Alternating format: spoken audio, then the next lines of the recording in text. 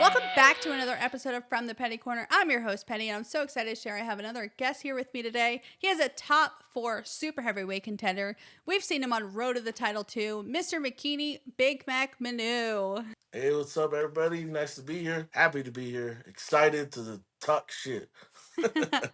Hell yeah, and we're here for it. Well, welcome to the corner. I'm so excited to have you here today. I know everyone just wants to talk about Power Slap, how you feel about Power Slap 8, and things like that. But this is the petty corner, so we do have to get a little petty before we get into all that.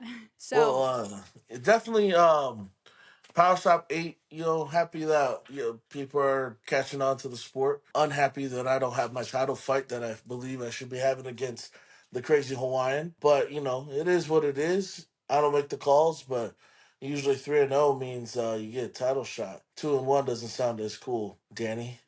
But in all reality, happy for the sport with PS8. They're in a bigger venue this time. They brought in Russian people. They haven't announced who's fighting yet. So I'm still on the hopes that, hey, just let me fight the Russian guy, please. Let me send him back to Russia. Show him how it is out here in the States, but we'll see what happens. They still haven't announced who he's fighting, so we'll see what it is. hey, well, keep your phone nearby you. I hope you get that Yes, call. me too. I hope so too, because that's a good payday. Hell yeah. So, leading up to fights, people get real petty. They start saying petty things and doing petty things, whether it be in the fight, after the fight, or the post show conference. What would you say is your most petty moment? Um, I would say my most petty moment is Power Slap 6. So, as people know, I was the best man at Danny's wedding. But what people don't know was that was actually my strategy for the fight, was to make him be off of his game because I'm so nice to him. He's like, oh man, he's too kind. How can I slap him as hard as I can? How can I? And why would I do that to somebody who's such a great human being? And I'm just hyping him up. Wow. When I go home at night, I was like, oh, he doesn't know I'm coming for him. I'm gonna knock him out, or I'm getting in his mind so bad that he's gonna end up fouling out, and I get the win. Oh snap! So that's my petty point is like my preparation of intimidation is different than what people think. You think it's talk smack. No. You talk smack, that gets people angry. That gets them more adrenaline ready to pump. But if you're friendly, then they're just like, how can I hit this guy? He's my best friend. So that's a little weird psychology I have going in my head, thinking that it works, and I felt like it worked in that fight against Danny. I got the win, so yeah. That's actually pretty iconic. I don't think I've ever heard, like in any combat sport, that their opponent was the best man in their wedding. So, I mean, keep your friends close and your enemies closer. Hey, see, you already know. Well, that's smart. And it worked out well for you. Yeah, it did. Like, I could have taken all his slaps, and fortunately they called it disqualification for him, and fortunately for me, it was a win. I didn't want it to be like that. I would rather have gotten to go all 3 rounds, but it is what it is. To me, a win's a win, but obviously not for a title shot. Yeah, and I remember I was at the sports bar that was in the Durango, and everyone it was like the loudest roar, and everyone was like booing so hard when they stopped the fight because you wanted to keep going, and we wanted to Yeah, see it. yeah. And you'll hear Danny. He'll be like, "Oh, he quit. He quit." And I was like, "Dude, quitters never win." So Yeah, how did I quit and get the win? That makes no sense, man. yeah, it was definitely doctor stoppage. Yeah, no, and if anything, my argument would definitely be like throw a no contest on that or something, Hmm. and then that way it's not a win or a lose for either one of us. It's just no contest. Like I felt I would have been okay with that, but Doctor Stoppage, I don't know. I felt like it was pretty disappointing for me that they stopped it. Like bloody nose is nothing, but I'm deaf in my right ear, so when you talk in there, I'm not hearing anything, Yeah. And so, and he was asking me questions, and I was like, I kept telling him, like, dude, I can't hear you. What are you saying? And he wouldn't even like, he just kept going to my ear. And I was like, dude, let me see your lips. So that I like, and apparently he was asking, "Do you can you still continue?" And if he had said that to my face, I'd have been like, "Yes." If I could have read it, like I feel like if I could Yeah. have read his lips, it would have been yes. Even if I couldn't hear him, I would know because I got my hearing back like 20 seconds after that when they decided. Like, so it was weird to me, honestly. Just a whole weird fight altogether, and yeah, I hope it never happens again. Yeah, and that's definitely interesting because the UFC doesn't stop fights for broken noses and when people are bleeding unless it's like excessive. And so it's definitely interesting to see them stop that. And it'll be exciting to see the changes as the sport evolves Yeah, and then changes that'll come along with that. no, for sure. The sport's growing and the rules change and the rules grow. So hopefully it's in favor of less stoppage because I feel like it's kind of too excessive on the medical end of it. If like, Hmm. in my opinion, but I'm not a medical professional, so I just want to get paid to get slapped. Yeah, and the fouling too, because I feel like the last matchup, I think it was Evian. He won because did he face the Hawaiian Hitman? Yeah, he won So off of two clubs. disqualification. Yeah, yeah. It's kind of disheartening to see some of that. No, and the hitman got him on like knocked him to his butt on the second hit. Mhm. And so, but he got up from it. So because he didn't get knocked out, they called it two clubs. Yeah, But if he did get knocked out, Avion still would have won from clubbing, because he knocked him yeah, out. He was able to continue. So yeah. And this is no shade to Evian or no, to no, Hawaiian not at Hitman. I'm all. just saying I was Yeah, just using them as an example. Any matchups when people lose to disqualification, I feel like it was very excessive in the last Power Slap and Power Slap 7. There was like a lot of yeah, quite a bit of disqualification. So it's kind of DQs. like Yeah, it's hard to watch because you're like, man, like I don't know. yeah. It's just hard to watch. Well, it's arguable because I mean, you see KO Chris going crazy about Manny lifting his feet when he slaps him. So, Hmm. like, I feel like you could find any problem in a lot of people's slaps to think that it's illegal. You know what I mean? Um, Yeah, and definitely. a lot of people think clubbing. Like, I've been clubbed. I've been clubbed 3 times since doing power slap, and honestly, I don't remember how they feel. It doesn't. Like, I remember Danny hit me in the eye, and that was it. And I was like, dude, that's all you got. That was in my mind, but my nose was running and bloody, and Yeah. had tears coming because I got slapped in the eye, but I don't know. When you're battling, it's different. We'll see what happens, what they do with the clubbing, and the decisions they make. Yeah, it's gonna definitely be fun to watch. If you can have a matchup with any celebrity, weight class, size, height, anything didn't matter. Is there a celebrity that you'd like to go up against in a power slap match? Uh, yes, it would be probably Logan Paul. Why? um, it's not that I can't stand him. It's just my goal is to hopefully be a professional wrestler outside of the independent market. So my goal is WWE. If I can make it there, that'll be amazing. And so it's kind of more like a jealous, petty type thing, because Yeah. he's out there thriving on WWE. Prime is on WWE, and like in my head, I'm like, damn, dude, he's taking my stuff. He doesn't even know who I am. You know what I'm saying? But like in my mind, I'm I just bet like, he does know who you I, are. I don't know, maybe. Well, He you knows know, slap fighting. Like he had the Arnold with Fanmio. oh, that's true. He did that with the The crazy crazy Hawaiians Hawaiian, in there. yeah. Yeah, Logan yeah, Paul is like freakishly good at wrestling. yeah. He's just an athlete. It's Yeah. it's crazy, and I love it, but I hate it because I want to be there. Hey, keep working toward it. The TKO group, don't they own Power Slap and UFC and Yeah, TKO MMA? group. If you guys are watching the Petty Corner, I'm here. I'm not sure they are right now, but I know one day they will be watching. One day, you'll get there. I believe in it. Who has the softest hands that you've been slapped with? Oh man, I've only had 3 fights, so sorry, Hayden. But the sumo slapper will definitely be that guy. He had, unfortunately, he had the softest hit, but it made me famous with my one-liner of saying that my wife slaps harder than you. Hey, Yeah. your wife's got some technique though, so Oh man, she's Like after this video, the video I put up like a few days ago, I was like, "Oh snap! All right, that's a good slap." I didn't let her do it on my face though. And she said that your sandwich was really good. So if Oh, that's good. if Power Slap doesn't work out for you, we know that you'll have a successful career as a homemaker. Yep, yep. I'm a great homer. I will be a stay at home dad. I have to be. Okay, so now that we've pissed a lot of people off, we should probably move on.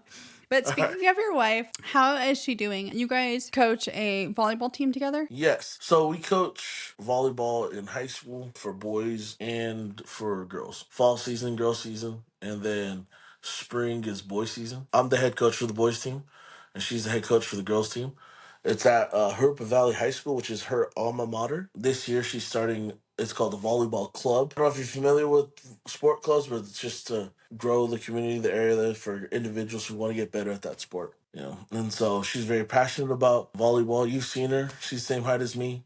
So she's not a small lady. She still jumps high, and she can hit. Like, she hits hard. Do you guys ever see that turning into like a competition travel team, or is it just something that you guys are doing locally? So the plan is for it to be competitively across the nation. We mostly are in Southern California, so we do matches in California. The plan is to do tournaments in Las Vegas every February, and then hopefully tournament in Arizona in June. So, but that's my wife's thing. The club is my wife's thing because she wants to help build up the area she grew up in. That's so awesome. If you guys ever do come to Utah, because you said that they compete here, let us know and we'll come out and support you guys. Oh, absolutely. We try to stay away from Utah, but Did you guys not like it here when you lived here? Utah, it for me, it's the weather. Mm-hmm. It has nothing to do with. Well, there's some people kind of weird, but it's not really the people, But it Yeah. was it was the first time I actually dealt with real racism. Like Yep. being in Southern California, it's very diverse. Mm-hmm. So like Utah, we experienced it like for the first time firsthand, and I was like, holy crap, this is real. Like that's crazy. Like California's different. I feel like California's just way different. One of the most easiest transitioning type of states you can live in my opinion. So when did you guys live out here? Because I'm not advocating for Utah, but it's grown a lot. Like so during COVID, we've Oh, we seen were like a pre-COVID. huge. Okay, so after Yeah, COVID, we've had this huge influx of people from California. The housing market went insane, and we were one of the first people in the country to see like that boom in the economy and the housing market. So it's probably a lot different now. Been here since 2009, and it's definitely evolved. There still is racism, but I feel like there's more diversity now. yeah. Oh, okay. So we were there January 2016 till April 2019. So we were there for 3 years. So football brought you here? You played football at the Yes. University of Utah? And then I ended up playing rugby at University of Utah and at Utah Valley University, So where were you guys living before you guys came to Utah? California. Out California? here in Riverside, right by where we're coaching now. So we kind of came back from where we met back here again. So actually, this Friday is our 10-year anniversary. Oh, congratulations. That's so Thank you. exciting. Yeah, yeah, we met in 2013, got married June 14th, 2014, in Riverside, and we don't live in Riverside, but that our team that we're at is in Herpa Valley, which is right next to Riverside. But we live in a city called Winchester, which is by Temecula, which is about an hour away from where we Hmm. coach. Yep. And before California, you were in Arizona. Like, okay, so Yes. Okay. where were you born and then raised at, and then how did you Yeah. end up in California?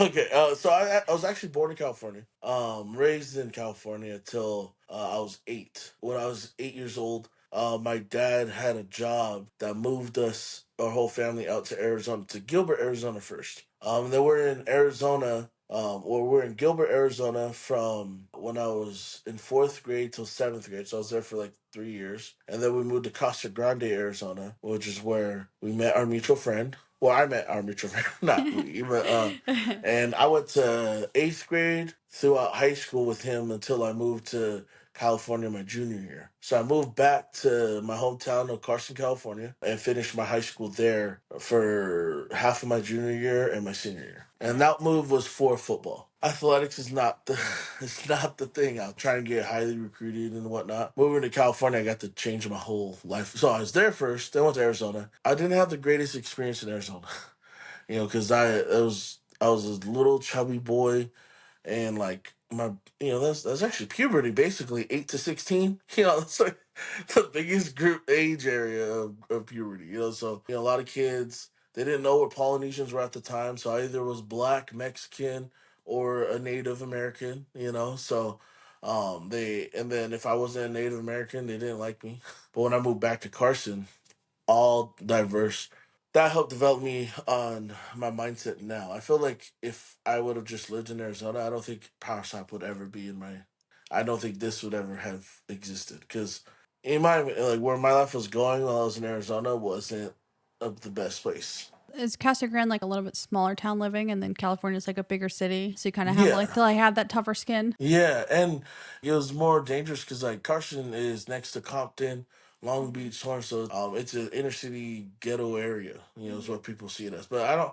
I see it as a beautiful city because I see that that's the city that made me flourish. Casa Grande living was different than California.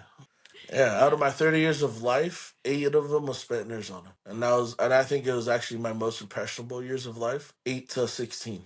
And I had a few friends that actually, I only have a few, like literally probably like 3 or 2 that I still have from Casa Grande that I normally talk to. And Austin So was one of them. Austin's one of them. Yeah. Like, he's such No, a I have good so many guy. memories of that dude, man. So it's gonna sound funny, but we were in cross country together in middle school. So I was this little fat chubby boy trying to keep up with all these kids, and I was always last. But my dad made me do cross country so I can get in shape. Yeah. So that's I also wanted to ask you. So you played football. How Yeah. did that lead you to combat sports? Like, what other sports did you play that led you to combat sports? So actually wrestling. I started wrestling when I was in 8th grade. I was terrible at it. Move on to high school. I still sucked. I still lost every match. My sophomore year came and I ended up the most embarrassing loss. I lost to a blind person, and don't ever interview my dad because he will probably be like, oh, this is the worst time of my life.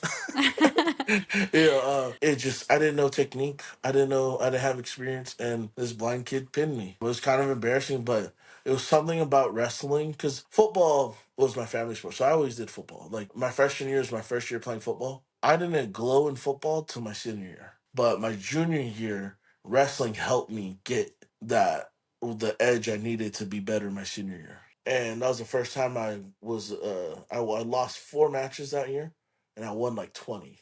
And so it was a Wow. big turnaround from losing everything, and losing to a Yeah. blind guy. And it was funny because my dad was like, "You sure you want to wrestle?" And I was like, "Yeah." So I didn't make the states my junior year, but that led to my senior year of football, which was like I never played football like that in my life prior to that. I don't think there's anything you could compare to wrestling or any kind of sport like wrestling to where you could build up character, mentality, and your strength. But my life has been wild, been long, crazy. I've done a lot of things, and if I told people, they would never believe me. That's how much I've done. So power slap is one of those things where people are in disbelief when I tell them about that. They're like, "You're in power slap?" And I was like, "Yeah, dude, I went viral like last week." You have like the most viral clip. It's when you smacked Evian in his head, like, you Yeah, know what I'm talking about.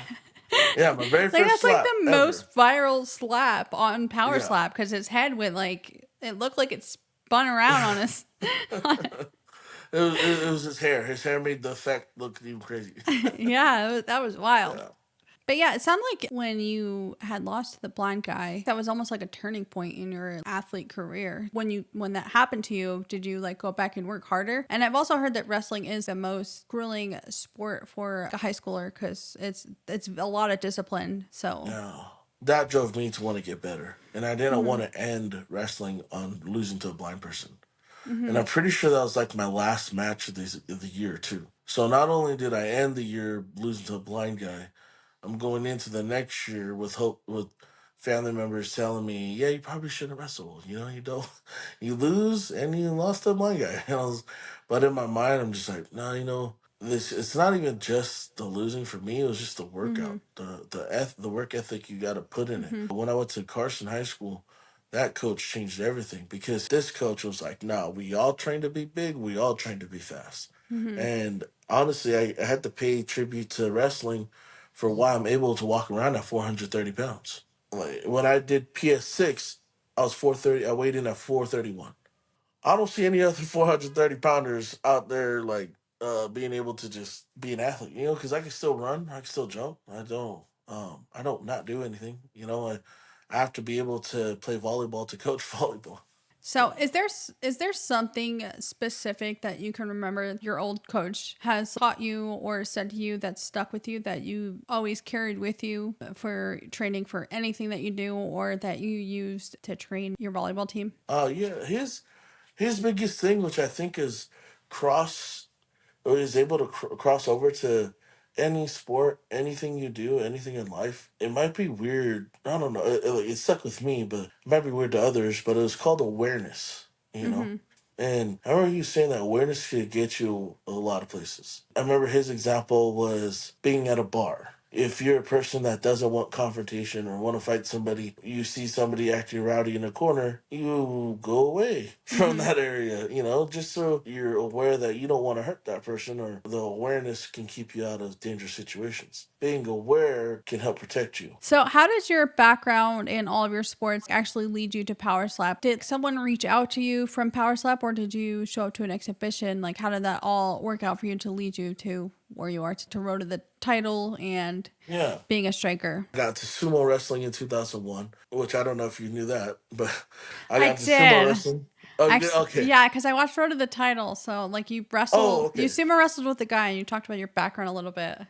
Yeah, so I was the North American champion, but during those times I was also doing football. Ended in 2022 pursuing football. I kept going on with wrestling, or with sumo wrestling, and then I landed a movie. It's called Self Reliance on Hulu. With the actor's name is Jake Johnson, and he created a movie and asked me to be the sumo wrestler in the movie.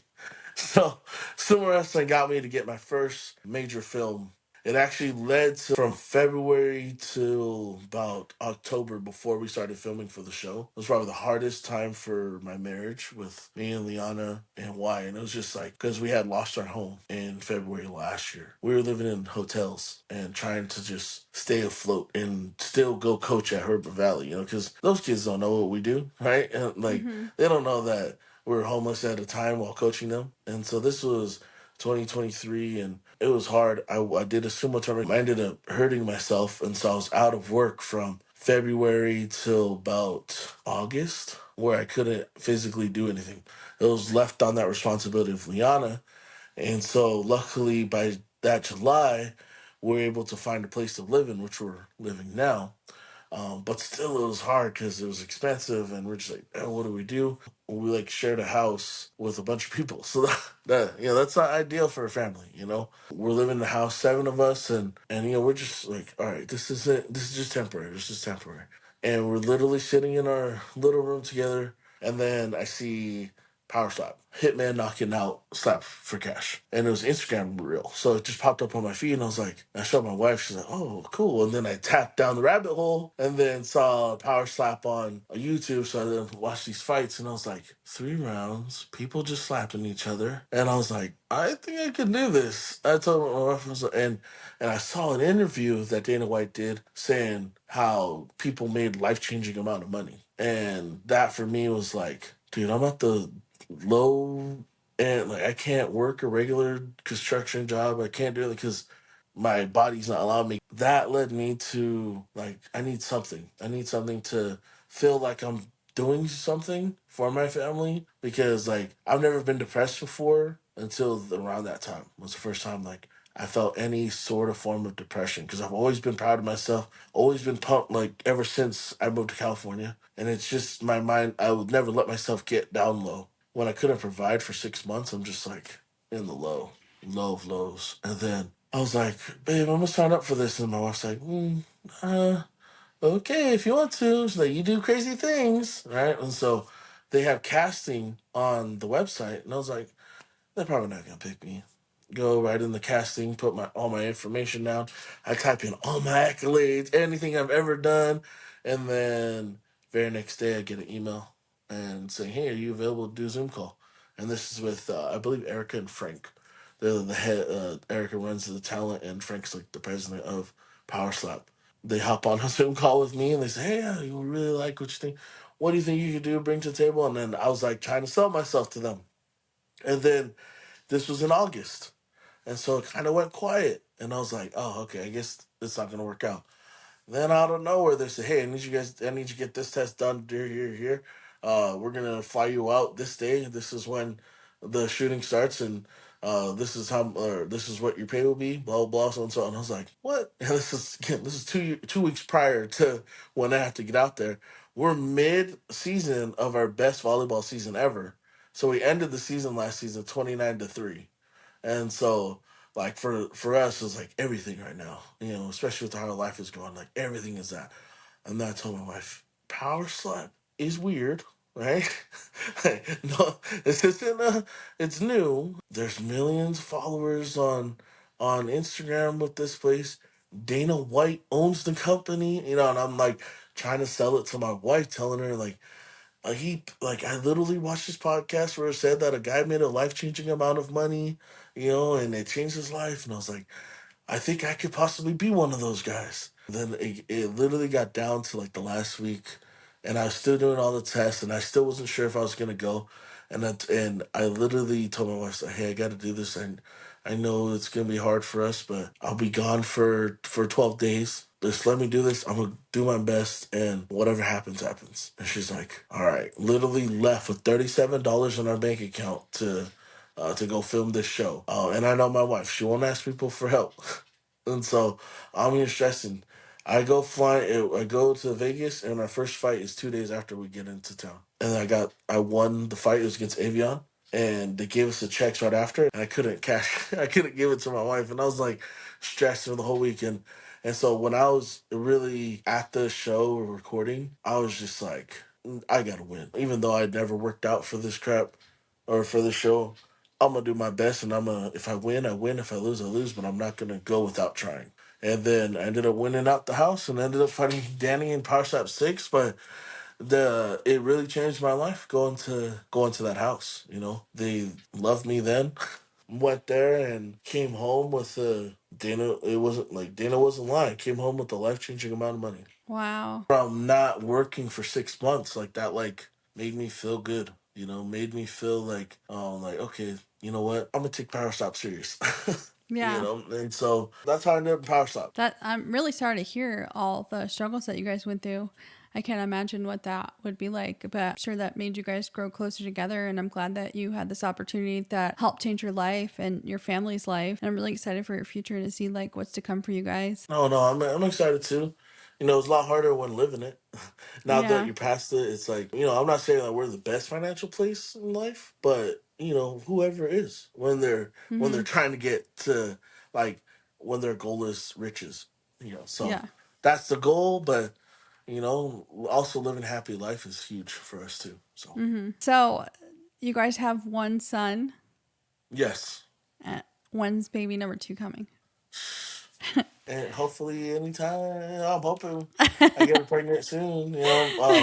We've we our thing was, if we get a baby, awesome. We're not trying, but we're not actively trying either. If that Mm-hmm.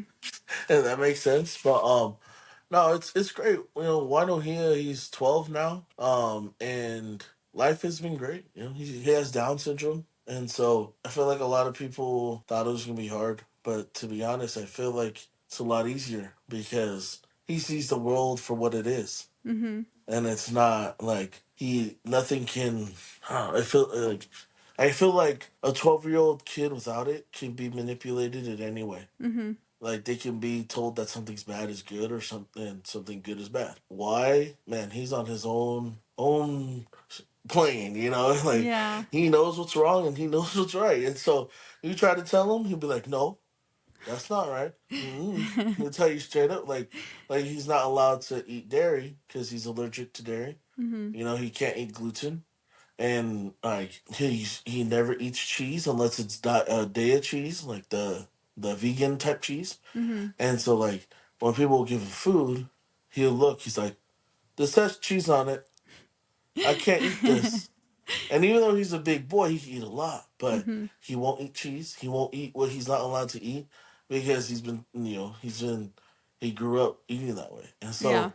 so he's so independent, he's extremely intelligent, and it's funny cuz like when he talks to other people, I sit back cuz I'm like, okay, let's see if they understand what he's saying. And then but if he what he can't say with words, he'll say with expression. Mm-hmm. So then the people will guess and be like, "Oh, is this right? Yeah." And it's like, "Oh, okay, cool." And so he's very good at communication, which we absolutely love because it's hard to not know what he wants, Yeah. which we're told is always going to be a hard thing for him. But he's actually pretty coordinated too with athletics, and it's surprising now the sport he actually a few weeks ago. I put it in my notes, but on Instagram, he came up and then he said, "Dad," and I was like, "Yes, why?"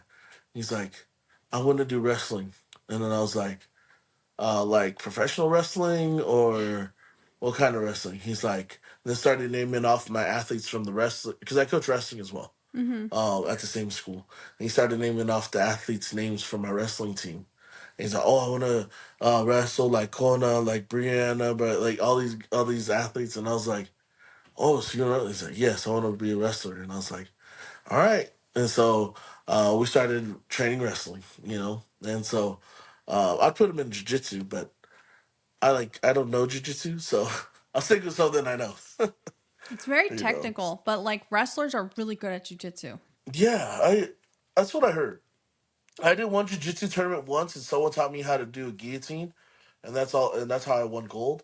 Was because I always do snap downs. So I snapped him down right into a guillotine and won. Like, I think my longest match was like 10 seconds when I did a jiu-jitsu match, Wow. or when I did the jiu-jitsu tournament. I only did one jiu-jitsu tournament. I was 20. I actually Yeah. just started doing jujitsu like 3 months ago. Um, You do gi or no gi? I do gi. It's a lot more Gi. Okay. technical. Okay, but Yes. forget about me. I want to know more about your son. So, Oh, okay. what else does Wyatt like to do? Like, what other sports does he like to play? Um, Y loves volleyball, but he especially loves basketball.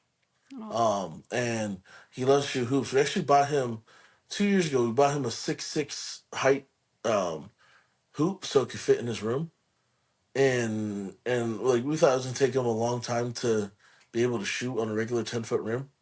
And then like 2 months later, he was making buckets like in the 10-foot rim. We're like, "Oh man, no point of this 6'6" rim anymore," you know. But shoot, when we're at volleyball practice, he'll be shooting hoops while we're practicing, And but when we're doing volleyball, he watches and he tries to learn. And so if he, hopefully he goes to the high school that we're coaching at. But I don't know if he'll be able to, only just because they don't have like the higher function, or I don't know. I may be wrong. It's about the SPED program at that school. Mm-hmm. Um, but no, basketball, man. He just that he loves to shoot hoops, but actually it's wrestling right now too. But basketball just because he likes the skill. It's in his Mm-hmm. blood. He loves it. And so, but he loves wrestling too. He like today actually we are at volleyball practice, and he had his headgear on, and he was just walking around and taking shots and like wrestling with the invisible person. Mm-hmm. And I was like, all right, well, it's gonna be fun. You're gonna love it. So he's growing fast. He's a big boy. He's actually taller than I expected. Baby, see this? Don't hate me for that. He's like 5'3" right now, Wow. and So he's almost so my height. I'm 5'4". are you from? Oh, okay, yeah. So it's pretty surprising. Like I didn't think he'd be that tall because he's always shorter. Mm-hmm. But he's still growing, so I love it. And I'm hoping it'll be cool if he grows to be like 5'8". That'll be nice. Mm-hmm. He'll be a huge kid. Does he like to watch basketball too? Um, Only if it's like high school. He doesn't watch any higher. He thinks his peers are high schoolers because he's always at high Yeah. school, and Yeah. so when he because we actually homeschool him now, Mm-hmm. because in a lot of special education programs that he's been a part of, they put them all together. So that includes like kids that um like are handicapped, like where they're in a wheelchair for Mm-hmm. like any kind of special ed they put together, and so that right there is the biggest one, you know. Mm-hmm. Um, and so for us, we're like, I feel like he learns and develops more with us. So we just keep him with us. Mm-hmm. Yeah. And he gets a social life with the high school kids. Yeah. That's Yeah. amazing though too, because I was actually just talking to someone else today, and they homeschool their kids, and the world's a scary place, and you don't even know what kind of education your kids are getting anyway. They can learn so Yeah. much more from you, and you only have so much time with your kid. Time is so precious, so having that Yeah. extra time with them is great. And I'm sorry to circle back to Oh, no, Power you're good. Slap. Leading into Power Slap 8, Danny Van Heerden facing off to Crazy Hawaiian. What are your predictions? I'm saying Hawaiian wins either via knockout or they go the distance, but I don't know how good Danny's chin is. I never got to slap him that well, but if you are standing with your hands behind your back and someone's slapping you, everybody slaps hard, right? Mm-hmm. He slapped harder than everybody I've gone against, but I don't think he slaps hard enough to knock people out. Obviously, he didn't knock me out, so we'll see if he can even do that to the crazy Hawaiian. I'm always gonna go for the culture. So Yeah. So, what do you see is next for you? Are you hoping for the Crazy Hawaiian to win so that hopefully you can get that title shot against him next? honestly, I'm hoping for either way. Obviously, I'm gonna go for Hawaiian, but if Danny somehow wins it, I feel like either way it looks good for me. Because Mm-hmm. if Danny wins, then he only has one loss against me. If Danny loses, then they realize, damn, we should have put Big Mac inside that title fight. When it comes out to anything else, nah, I don't care who it is. Just line me up with somebody. I Mm-hmm. need and I'm hungry to slap someone. This is the petty corner. We do have to end on something petty. So, is there anything you would like to say to, I don't know, anyone in Power Slap or Danny Pitbull about getting the shot over you? Um, Not really. I guess I'm petty. I'm jealous that you got the shot, Danny. Wish you best of luck, but the crazy Hawaiian's gonna make you go 9-9. You're gonna go more real quick, and if I'm there, I'm gonna run on stage and I'm gonna be like, "You got knocked the out." Wait, So best of luck, but the crazy Hawaiian over Danny Van Heerden every day. Yeah. where can So. people follow you? So you can follow me on Instagram at Mr.McKinney.Manu and on TikTok at Mr.McKinney.Manu. So yeah, get my followers up so I can get paid by social media. Let's go. Are you on Yeah, X? I am, but I don't actually use it. Like I only go on X whenever a link leads me to X. Okay. Like I Well, have the app open and I have X, but I think it's the same handle as yeah. others. Yeah, but I don't. I used to have one a Twitter or X before. I deleted it because I just got too toxic on there. So Hmm. I was like tweeting on everything. That's how I keep up with all my sports and everything because it's like live. You can like Yeah, if you can't tune in, you can just go log in to there and Twitter. just yeah, Yeah, and it's or I just mean so to like X. My bad. yeah, the Twitter. I still call it Twitter. It's a tweet. Yeah. Whatever. No. Do you have anything new and exciting that coming up that you want to share with the fans? Nope. No, Stay. I'm just I guess stay tuned. actually I guess or not with the fans, but no, started yesterday. Started me and wife started our fitness journey to get in shape. So In your off season, what is your regimen like to stay ready for your next opponent? oh, eating more. Just kidding. It's my goal is to do 100 slaps a day at least. If I can get 500 in, great, but at least 100 slaps every day, so that by the time I'm ready to slap somebody, It's already second nature to slap. So, and as far as food goes, I'm on that seafood diet. You know, you see food and you eat it. Yeah. So, Love it. but yeah, that and then I'm really gonna get back into, or I'm getting back into doing football stuff. So working out and just better health for me, so I can run around with my boy and not get tired. You know, Hmm. and that way I don't sleep so long. You know, I feel it because I'm heavier. I always sleep long. So Well, I appreciate you so much for being here, and I thank you so much for your time. I look forward to seeing you, forward to watching you fight again soon in the future. Everyone else, thank you for tuning in. Be sure to like, follow, subscribe, all that good stuff. See you next Tuesday, and stay petty.